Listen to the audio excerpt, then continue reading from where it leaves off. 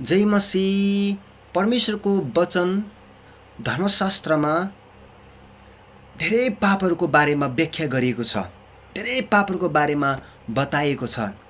तर आज म तपाईलाई यस्तो पापको बारेमा बताउन चाहन्छु जुन पापले तपाईँ र मेरो परिवारलाई तसनस गर्न सक्छ, तपाईँ र मेरो वैवाहिक जीवनलाई तसनस गर्न सक्छ, तपाईँ र मेरो सेवकाईलाई तसनस गर्न सक्छ, तपाईँ र मेरो जीवनमा भएको परमेश्वरको बोलावटलाई तसनस गर्न सक्छ, तपाईँ र मेरो व्यक्तिगत जीवनलाई, पवित्र आत्माको मन्दिरलाई यसले तसनस गर्न सक्छ, आगो लगाइदिन सक्छ।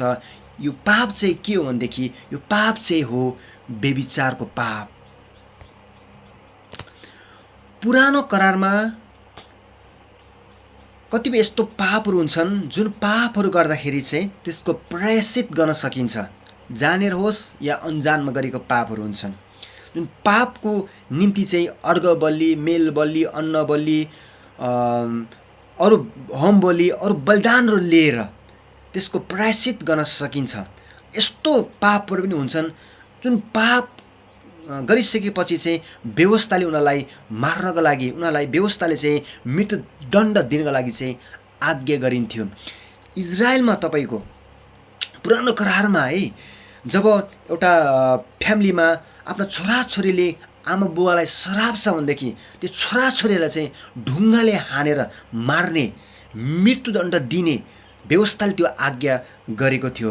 इजरायलमा तन्त्र मन्त्र गर्ने, इजरायलमा जादुगर गर्ने इजरायलीहरूलाई व्यवस्थाले मृत्युदण्ड दिएको थियो, ढुङ्गाले हानेर मार भनेर उनीहरूलाई त्यो आज्ञा दिनुभएको थियो। त्यस्तै गरी व्यभिचार, जब इजरायलमा व्यभिचार गरिन्थ्यो त्यो व्यभिचार गर्नेलाई चाहिँ व्यवस्थाले ढुङ्गाले हानेर मार भनेर त्यो दण्ड दिएको थियो। तपाईँले लेवी 20:10 व्यवस्था तपाईँले 22:22 हेऱ्यो भनेदेखि व्यभिचारको दण्ड चाहिँ व्यभिचार गर्नेहरूलाई चाहिँ व्यवस्थाले मृत्युदण्ड दिन्थ्यो।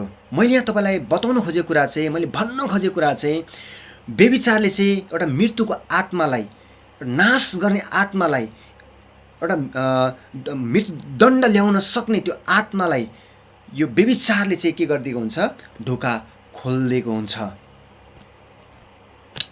यसर्थ पुरानो करारमा व्यवस्था अनुसार व्यभिचार गर्नु भनेको मृत्युलाई अँगाल्नु हो। व्यभिचार गर्नु भनेको मृत्युको आत्मालाई हाम्रो व्यक्तिगत जीवनमा हामीले ठाउँ दिनु हो। तपाईँले युट्युबमा, तपाईँले समाचारमा, मिडियाहरू पनि थुप्रै तपाईँले घटनाहरू सुन्नुभएको छ होला। व्यभिचारपछि हत्या गरियो, व्यभिचारपछि हैन मारियो, व्यभिचारपछि यस्तो घटनाहरू घट्यो भन्ने तपाईँले यो समाचार सुन्नुभएको छ होला है। अनि व्यभिचारले जहिले पनि एउटा मृत्युको स्पिरिटलाई, मृत्युको आत्मालाई चाहिँ लिएर आएको हुन्छ। बाइबलमा जब दाउद राजाले उरियाको श्रीमती बेतसेबासँग व्यभिचार गर्यो, यो व्यभिचारको पापले हेर्नुहोस् है, दाउदले उरियाको के गर्यो, हत्या गर्यो। तपाईले सिम्सनलाई पनि हेऱ्यो भनेदेखि जब सिम्सनले एउटा व्यभिचारदेखि लिएर अर्को व्यभिचार गर्दै व्यभिचार गर्दै गइसकेपछि अन्तमा सिम्सनको आँखा पलस्तीले फुटाइदियो। व्यभिचारको पाप पछि जहिले पनि के आउँछ, मृत्यु आउँछ। त्यही भएर यो व्यभिचारको पाप धेरै डरलाग्दो भएको कारणले गर्दाखेरि श्रीमान श्रीमतीको एउटा डिभोर्स, सम्बन्ध विच्छेद गर्ने कुराहरूमा पनि यो व्यभिचारले ठुलो महत्त्व भूमिका खेलेको हुन्छ। र श्रीमान श्रीमतीमा झगडा पर्यो, बाइबलले श्रीमान श्रीमतीलाई डिभोर्स हुनको निम्ति अनुमति दिँदैन। श्रीमान श्रीमती बिचमा एउटा मिसअन्डरस्ट्यान्डिङ भयो, बाइबलले डिभोर्स हुने अनुमति दिँदैन। मृत्युले अलग नगरेसम्म श्रीमान श्रीमतीलाई बाइबलले अलग गर्न दिँदैन। अलग गर्ने बाइबलमा श्रीमान श्रीमतीलाई अलग गर्ने दुईटा तत्त्वहरू छन्। एउटा तत्त्व चाहिँ के हो भनेदेखि मृत्युले मात्रै वैवाहिक सम्बन्धलाई अलग गर्न सक्छ भनेदेखि अर्को तत्त्व चाहिँ हो व्यभिचार। बाइबलले हामीलाई स्पष्ट बताउँछ मत्तीको 19 अध्यायमा व्यभिचार बाहेक है श्रीमानले श्रीमतीलाई के गर्न मिल्दैन, छोड्नु मिल्दैन। यदि व्यभिचार गर्यो भने मात्रै श्रीमानले श्रीमतीलाई डिभोर्स दिन मिल्छ। मृत्यु बाहेक अरू कुनै कारणले व्यभिचार र मृत्यु बाहेक अरू कुनै कारणले श्रीमान र श्रीमतीलाई कसैले पनि अलग गर्न सकिँदैन। हेर्नुहोस् त व्यभिचारको पाप कस्तो पाप हो। परमेश्वरले समेत व्यभिचार गर्नेहरूलाई एउटा छुट्नुको निम्ति, डिभोर्स हुनुको निम्ति, पारपक्षी हुनुको निम्ति चाहिँ परमेश्वरले समेत आज्ञा दिनुभएको छ, एउटा सल्लाह दिनुभएको छ। उत्पत्तिको पुस्तकमा जब आदमले पाप गर्यो, परमेश्वरले पृथ्वीलाई नष्ट गर्नु भएन। आफ्नो दाइ कैनले आफ्नो भाइ हाबिललाई मार्यो, तर परमेश्वरले पृथ्वीलाई नाश गर्नु भएन। तर जब उत्पत्ति 6 अध्यायमा गएर हामीले हेऱ्यौँ भनेदेखि परमेश्वरको छोराहरूले मानिसको छोरीहरूलाई सुन्दरी देखे र पत्नीहरू ल्याए, उनीहरूले व्यभिचार गरे, उनीहरूले बहुविवाह गरे।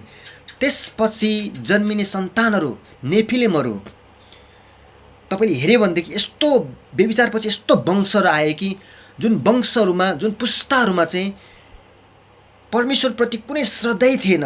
बाइबलले भन्छ उनीहरूको जुनसुकै विचार पनि, उनीहरूको जुनसुकै भावना पनि परमेश्वरले हेर्नुभयो, खराब देख्नुभयो। परमेश्वरको निम्ति एउटै ठाउँ थिएन।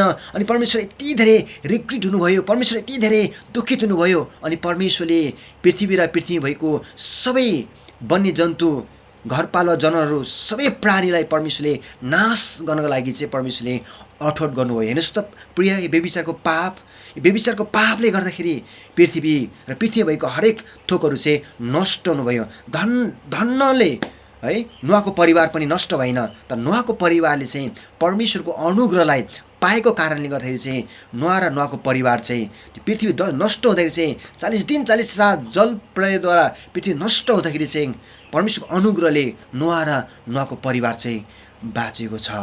अरू व्यभिचारको सबै पुस्ताहरू नाश भएर नष्ट भएर गएको छ। प्रिय,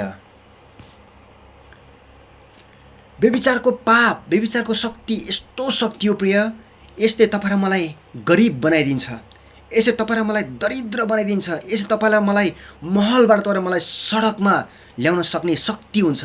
त्यही हितोपदेश तपाईँले 26मा हेऱ्यो भनेदेखि बेस्याले तँलाई एउटा रोटीको टुक्रामा झारिदिनेछ र त्यसले तँलाई शिकार बनाउनेछ भन्छ। प्रिय हेर्नुहोस् है, वेश्या वृद्धिमा लाग्नेहरू, वेश्या गर्नेहरू, घरमा श्रीमती छ हुँदा उनीहरू वेश्या गर्नेहरूको तपाईँले जीवनलाई हेऱ्यो भनेदेखि अन्तमा त्यो वेश्याले उनीहरूसँग भएको सारा धन सम्पत्तिलाई नाश गरिदिन्छ। उनीहरूलाई एउटा रोटीको टुक्रामा झारिदिन्छ।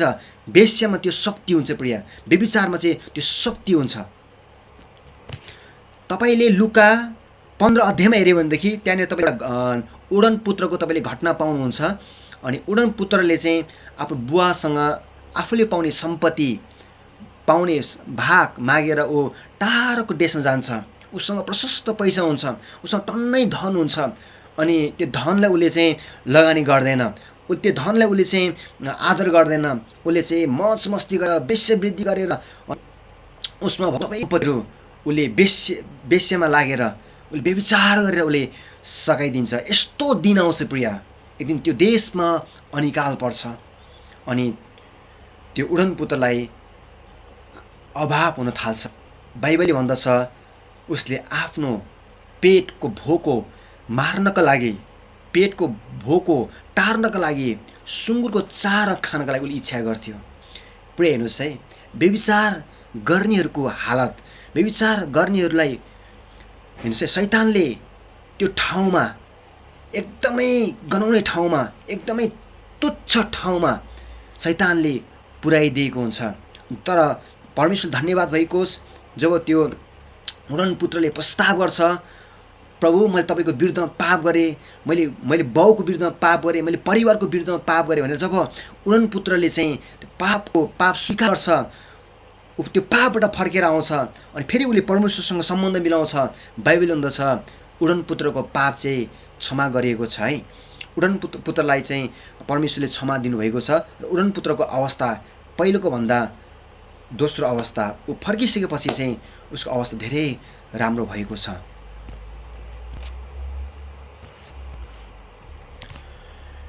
यो पापको परिणाम, व्यभिचारको पापको परिणामहरू चाहिँ हामीले भोग्नै पर्ने हुन्छ प्रिय। तर कतिपय यो व्यभिचारको पापलाई हामीले प्रभुमा आइसकेपछि, ख्रिस्टमा आइसकेपछि हामीले प्रभुसँग हामीले क्षमा माग्छौँ, प्रभुको रगतले हामीलाई धुनुहुन्छ अनि प्रभुले हामीलाई क्षमा दिनुहुन्छ। तर कतिपय यसको परिणामहरू चाहिँ हाम्रो जिन्दगीमा, हाम्रो जीवनमा देखा पर्न सक्छ है। तपाईँले दाउद राजाले पनि हेऱ्यो भनेदेखि जब दाउद राजाले बेतसेबासँग व्यभिचार गरे, त्यसपछि नातान अगमवक्ता आएर उसलाई कथा भन्न थाले। त्यो कथाद्वारा चाहिँ उसले चाल पाए कि मैले चाहिँ व्यभिचार गरेँ र मैले पाप गरेको रहेछु भनेर। जब उसले त्यो पाप थाहा पाइसकेपछि, व्यभिचारको थाहा पाएपछि दाउद राजाले पश्चाताप गरे अनि दाउदको पाप चाहिँ परमेश्वरले उठाइलानुभयो। तर दाउदले जब व्यभिचार गर्यो नि, त्यसपछि दाउदको जिन्दगीलाई, त्यसपछि घटनालाई हामीले हेऱ्यौँ भनेदेखि दाउदको जीवनमा धेरै, घरमा परिवारमा धेरै नाश हुने कुराहरू, धेरै घरभित्र नै झगडा कुराहरू चाहिँ आएको छ। अनि दाउदले जसरी गुप्तमा व्यभिचार गर्यो अनि दाउदको श्रीमतीलाई आफ्नै छोरा अब्सलोमले है दाउदको श्रीमतीलाई एउटा कौसीमा सबै इजरायलले देख्ने गरी दिनको दिउँसोमै के गरेको छ, बलात्कार गरेको छ है। दाउदले त गुप्तमा गर्यो, तर त्यसको परिणाम चाहिँ हेर्नुहोस् त, आफ्नो छोरा अब्सलोमले चाहिँ दाउदकै श्रीमतीलाई अर्थात् अब्सलोमले आफ्नै आमाहरूलाई के गर्यो, सारा इजरायलले देख्ने गरी दाउदले गुप्तमा गर्यो, तर अब्सलोमले चाहिँ सबैले देख्ने गरी चाहिँ के गर्यो, उसले चाहिँ व्यभिचार गर्यो। अनि दाउदको घरभित्रै झगडा कुराहरू है, अब्सलोमले अम्नोनलाई मार्यो। अनि फेरि तपाईँको हेऱ्यो भनेदेखि के अरे सलोमन राजाले अदोनिया भन्ने दाउदकै छोरालाई मार्यो। यसरी दाउदको घरभित्र एकदमै तपाईँको झगडा, एउटा विवादित कुराहरू, विभाजन कुराहरू चाहिँ हामी देख्न पाउँछौँ। यो चाहिँ दाउदले पाप गरिसकेपछि चाहिँ दाउदको जीवनमा व्यभिचारको परिणामहरू हो है। यद्यपि दाउदको पापलाई चाहिँ परमेश्वरले उठाइलानु भएको थियो अनि दाउद चाहिँ परमेश्वरको हृदय अनुसारको व्यक्ति भएको कारणले गर्दा चाहिँ बेतसेबासँग व्यभिचार गरेपछि दाउदले कहिले पनि जिन्दगीभरिमा व्यभिचार गरेन, किनकि दाउदले चाहिँ साँचो पश्चाताप गरेका थिइन्। तपाईँ र मैले 1 कोरिन्थी 6:19 पनि हामीले हेऱ्यौँ भनेदेखि त्यहाँनिर पाउँछौँ, अरू सबै पापहरू चाहिँ हाम्रो यो शरीरभन्दा बाहिर हुन्छ, तर व्यभिचारको पाप चाहिँ के हुन्छ भनेदेखि आफ्नै शरीरको विरुद्धमा। हामीले जब व्यभिचार गर्छौँ अनि व्यभिचार चाहिँ के हो, कस्तो पाप भनेदेखि हाम्रै शरीरको विरुद्धमा है, पवित्र आत्माको विरुद्धमा हामीले पाप गरिराखेको हुन्छौँ। अनि यो डरलाग्दो पाप हो। परमेश्वरको वचनले हामीलाई यो पापबाट एकदमै अलग हुनुको निम्ति, यो पापसँग हामीले चाहिँ भाग्नको निम्ति, यो पापसँग हामीले आम्ना सामना गर्ने होइन, यो पापसँग लडाइँ गर्ने होइन, यो पापबाट चाहिँ भाग्नको लागि हामीलाई वचनले हामीलाई आज्ञा दिएको छ। युसुफलाई पनि पतिफरले चाहिँ बलात्कार त्यहाँनिर व्यभिचार गर्न खोज्दाखेरि चाहिँ युसुफले त्यहाँनिर प्रार्थना गरेको छैन, युसुफले त्यहाँनिर चाहिँ आम्ना सामना गरेको छैन, युसुफले त्यहाँनिर चाहिँ डाँटेको छैन, युसुफ चाहिँ तुरन्त भागेको छ है। अनि यो यस्तो किसिमको पाप हो व्यभिचारको पाप। तपाईँ म चाहिँ यो व्यभिचार पापसँग म सक्छु, म धेरै आत्मिक छु भनेर हामीले न्यु खोज्नु हुँदैन। हामी भागिहाल्नुपर्छ अनि परमेश्वरले हामीलाई जोगाउनुहुनेछ। धन्यवाद। यो वचनद्वारा परमेश्वरले यहाँलाई प्रशस्त मात्रामा आशिष दिनुभएको होस्। God bless you. जय मसीह।